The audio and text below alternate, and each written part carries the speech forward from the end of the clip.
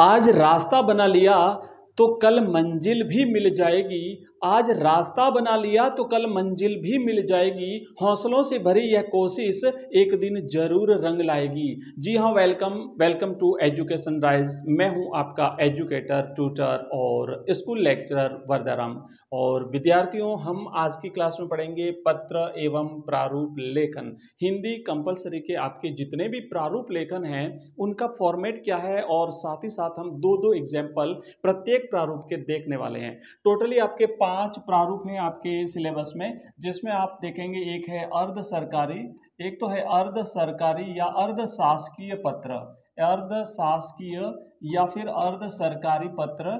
दूसरा आपका जो फॉर्मेट है वो है अधिसूचना, अधिसूचना। तीसरा आपका जो फॉर्मेट है वो है बच्चों ज्ञापन।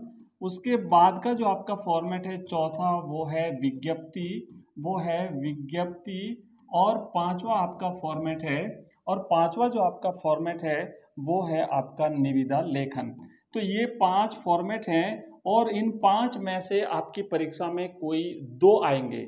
आपके एग्जाम में 2 पूछे जाएंगे आपसे, और उन 2 में से कोई आपको एक करना है। और जो भी आपको एक बेहतर ढंग से जो आप कर सकें, जो सबसे बेस्ट तरीके से जो आप कर सकें, वो आप एक कर लीजिए, और ये आपका रहेगा पूरा का पूरा 4 नंबर का। तो हम यहाँ पर 5 आपके जो प्रारूप लेखन है मैं करवाऊंगा आपको कंप्लीटली। आप बिल्कुल चिंता नहीं करनी है, आप वीडियो को कंप्लीट देखते रहिए। जितने आपकी व्याकरण है, जितने आपके प्रारूप लेखन है, बाकी जितने भी टॉपिक है आपका व्याकरण के, वो भी हम करने वाले हैं। और अगर आपने ढंग से देख लिया, अगर आपने पहले नहीं भी पढ़ा है ना, तब भी आपको समझ में आ जाएगा और आपके पूरे के पूरे 4 नंबर आ जाएंगे।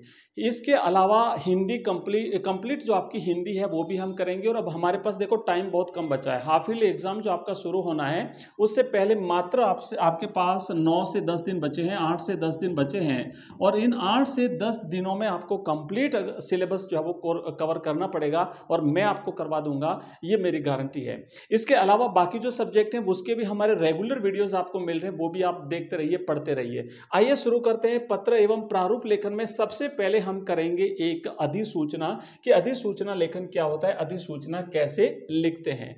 ये जो पीडीएफ है बच्चों, पीडीएफ मैंने पहले भी बताया आपको हमारे ऐप में मिलेगी। ऐप का लिंक इस वीडियो के डिस्क्रिप्शन में दिया हुआ है। एजुकेशन राइज नाम से हमारा ऐप है, मैं आपको आगे और बता दूंगा। तो हम पहले यहाँ पे लिखेंगे एक अधिसूचना। अधिसूचना जो है वो कब लिखी जाती है, क्यों लिखी जाती है, कैसे लिखी जाती है, इसके बारे में हम पहले डिटेल पढ़ चुके हैं। आज हम एक प्रश्न लेंगे और उस प्रश्न के आधार पर हम एक अधिसूचना लिखेंगे, और इसके 2 प्रारूप हम देखने वाले हैं। अधिसूचना के 2 देखेंगे, उसके बाद फिर विज्ञप्ति देखेंगे। ऐसे करके हम प्रत्येक के 2 जो है वो प्रारूप देखने वाले हैं। तो देखो एक प्रश्न यहाँ पे दिया हुआ है कि ऊर्जा विभाग राजस्थान सरकार द्वारा कोटा तापीय विद्युत गृह में 6ठी इकाई स्थापित करने हेतु इस परियोजना के संबंध में कोई प्रतिवेदन प्रस्तुत करने के इच्छुक व्यक्तियों को सूचनार्थ एक अधिसूचना लिखिए। आपको लिखनी है अधिसूचना, और सारी की सारी कंप्लीट जानकारी इस प्रश्न में दी हुई है। इसी के आधार पर आपको यह अधिसूचना लिखनी है। आपको इसके अलावा एक्स्ट्रा कुछ भी नहीं लिखना है। फॉर्मेट आपको आना चाहिए, और अगर आपको फॉर्मेट आ गया तो आप सब कुछ लिख लोगे। वैसे तो फॉर्मेट जो होते हैं, जितने भी पत्र और प्रारूप होते हैं, उनका फॉर्मेट काफ़ी का फॉर्मेट जो है वो लगभग मिलता जुलता होता है ऊपर का तो, और बाद में उसका थोड़ा सा डिफरेंस आता है, उसमें वेरिएशन आता है। वो सारी चीज़ें हम इसमें देखेंगे। मान लीजिए कि आपका जो है इस तरीके का प्रश्न है, और अब आपको लिखना है एक अधिसूचना लिखनी है। तो देखो सबसे पहले तो आपको क्या करना है, ध्यान रखना। एक तो जब आप लिखना शुरू करो तो फ्रेश जो पेज होता है, मतलब पूरा पेज जो होता है ऊपर से, वहां से आप लिखेंगे। जैसे कि आप एग्जाम में लिखते जा रहे हैं, यहां पर आपने प्रश्न कर दिए और अब यहां तक करें, और फिर आपके नीचे यहां से ये आधा पेज खाली, और यहां पर आप मान लीजिए प्रारूप लिख रहे हो, तो ये ठीक नहीं रहेगा। तो आप इस पेज पर, ये जो आधा पेज बचा हुआ है, इस पेज पर कोई दूसरा प्रश्न कर लीजिए, और नेक्स्ट पेज पे जाइए, और वहां से जो है वो आप प्रारूप लिखिए, और जो फ्रेश पेज होता है ऊपर से, उस पेज से लिखना शुरू करिए। आप यहां पे लिखेंगे उत्तर। जहां से आप ऊपर से लिखना शुरू करें वहां पे इस तरीके से आपको लिखना है उत्तर, और उत्तर लिख करके फिर आप लिखेंगे। अब जब लिखेंगे तो सबसे पहले आपको लिखना है यहां पे राजस्थान सरकार। राजस्थान सरकार आपको लिखना है, सेंटर में ध्यान रखना, बीचों बीच पेज के हेडिंग में वहां पे आपको लिखना है राजस्थान सरकार, और जस्ट इसके नीचे यहां पे लिखना है आपको ऊर्जा विभाग। ध्यान देना, यहां पे चूंकि अधिसूचना जो होती है वो एक विभाग के द्वारा जारी की जाती है, और बाकी जितने जो प्रारूप होते हैं वो किसी भी कार्यालय के द्वारा लिखे जाते हैं। तो यहां राजस्थान सरकार लिखने के बाद में बाकी जो प्रारूप होते हैं उसमें हम कार्यालय का नाम लिखते हैं। यहाँ पे ये पूरा का पूरा यहाँ पर हम लिखते हैं कार्यालय का नाम, और यहाँ पे चूंकि विभाग के द्वारा जारी की जा रही है ऊर्जा विभाग, क्योंकि जो विद्युत गृह होते हैं वो ऊर्जा विभाग के अधीन होते हैं, तो ऊर्जा विभाग हम यहाँ पे लिखेंगे। ये हमारे हो गया विभाग का नाम। तो ये दो पंक्तियां आपकी क्लियर हो गई। पहले आ गया राजस्थान सरकार, दूसरा आ गया विभाग का नाम, और इसके जस्ट बाद में जो तीसरी लाइन होती है, जो नीचे वाली जो लाइन होती है, उस लाइन में आपको यहाँ पे लिखना है क्रमांक। लेफ्ट साइड में आप लिखेंगे क्रमांक और राइट साइड में आप लिखेंगे दिनांक। ये इसका फॉर्मेट है, ध्यान देना। देखो यहाँ पे तो आएगा राजस्थान सरकार, आप समझिएगा थोड़ा, मान लीजिए खाली पेज है तो ये तो आपको लिखना है राजस्थान सरकार। उसके बाद यहाँ पे आप लिखेंगे विभाग, तो ये ऊर्जा विभाग है, विभाग का नाम लिखेंगे। इसके बाद यहाँ पे लिखेंगे आप क्रमांक, ये क्रमांक हो गया आपका, और इसके बाद यहाँ पे जो है ये क्रमांक हो गया, और यहां पर लिखेंगे दिनांक। तो ये इसका एक निश्चित फॉर्मेट होता है। इस फॉर्मेट को आपको ध्यान रखना होता है, ज्यादा टेंशन लेने वाली बात नहीं है, बिल्कुल सिंपल सा फॉर्मेट है, और लगभग सारे फॉर्मेट एक जैसे होते हैं। ऊपर सरकार का नाम, नीचे विभाग का नाम, उसके बाद एक तरफ लेफ्ट साइड में क्रमांक, राइट साइड में दिनांक, और फिर नीचे जब जाएंगे तो वहां पर आपको फिर से लिखना है अधिसूचना।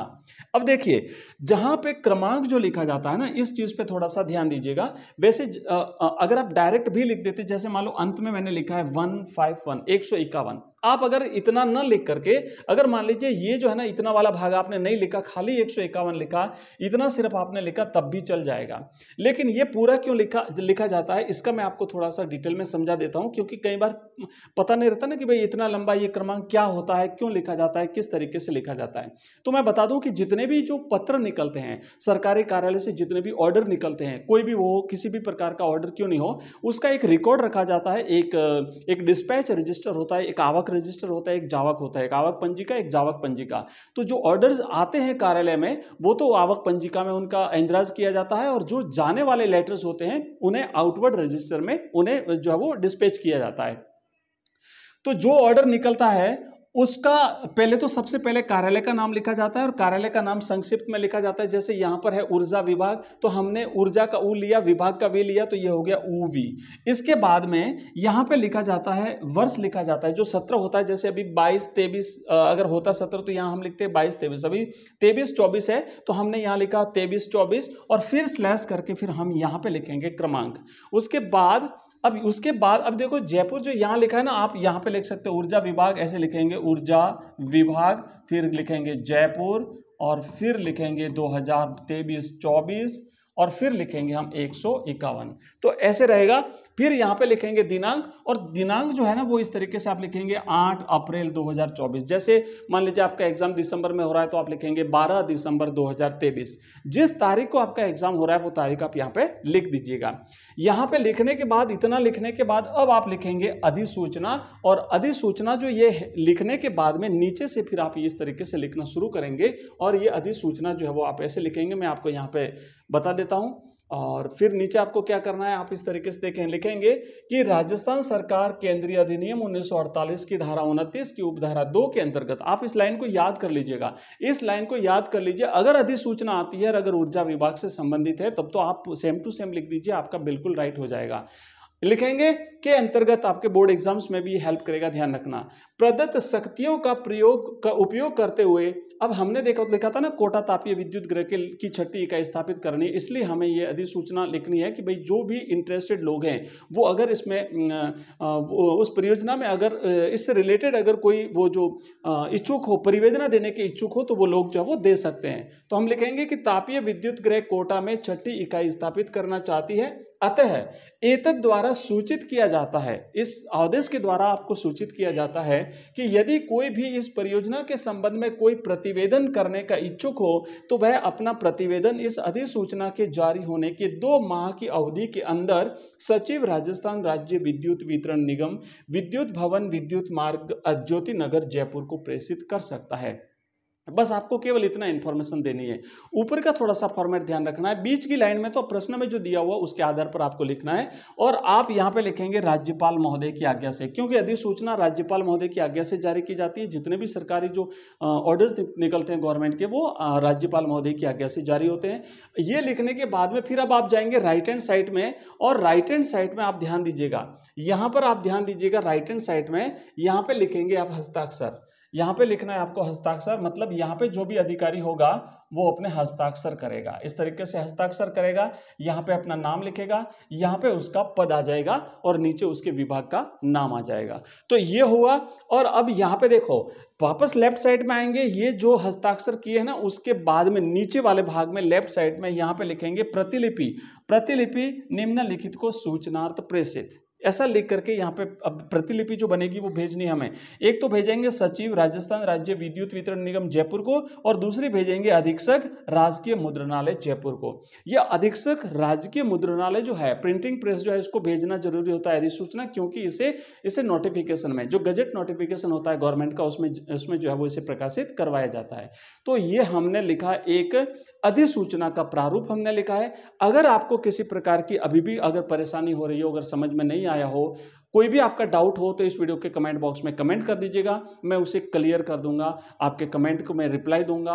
और बाकी डिटेल जो जितनी भी आपकी ये व्याकरण और कंप्लीट जो हमारा ये पोर्शन है आपका, ये हमारा जो ऐप है एजुकेशन राइज नाम से, मैं यहाँ पे लिख देता हूँ नाम, एजुकेशन राइज।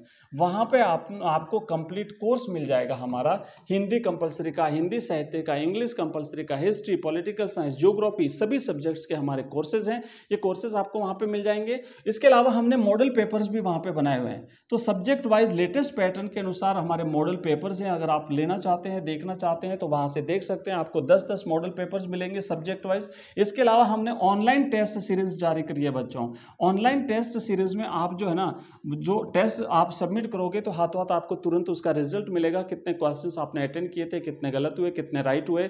आप अगर गलत होते हैं तो उसका आपको जो सही आंसर क्या है वो भी वहीं पर मिलेगा, और उसे बार बार आप उस टेस्ट को जो है वो उसके अटेम्प्ट को दे सकते हैं, जितनी बार देना चाहे उतनी बार। इसके अलावा हमने हिंदी के और इंग्लिश, हिंदी कंपलसरी और हिंदी साहित्य के 2-2 हजार प्रश्नों की सीरीज हमने लॉन्च करी है, और ये प्रश्नों की 2-2 हजार प्रश्नों की सीरीज भी आपको हमारे ऐप में मिलेगी। पॉलिटिकल साइंस और हिस्ट्री की हमने 5000 प्रश्नों की सीरीज लॉन्च करी है, और ये 5000 प्रश्न उत्तरों की सीरीज जो है ये भी आपको हमारे ऐप में मिल जाएगी। तो बच्चों, हमने देखा एक क्वेश्चन, और अभी जो अधिसूचना का है, इसके बाकी जो प्रारूप है उसको अपन नेक्स्ट वीडियो में लेते हैं, नेक्स्ट वीडियो में, और कंप्लीट करवाएंगे एग्जाम से पहले, ये मेरी गारंटी है। आप लोग पढ़ते रहिए कंप्लीटली, और मिलते हैं नेक्स्ट वीडियो में। तब तक के लिए बाय, थैंक यू, धन्यवाद।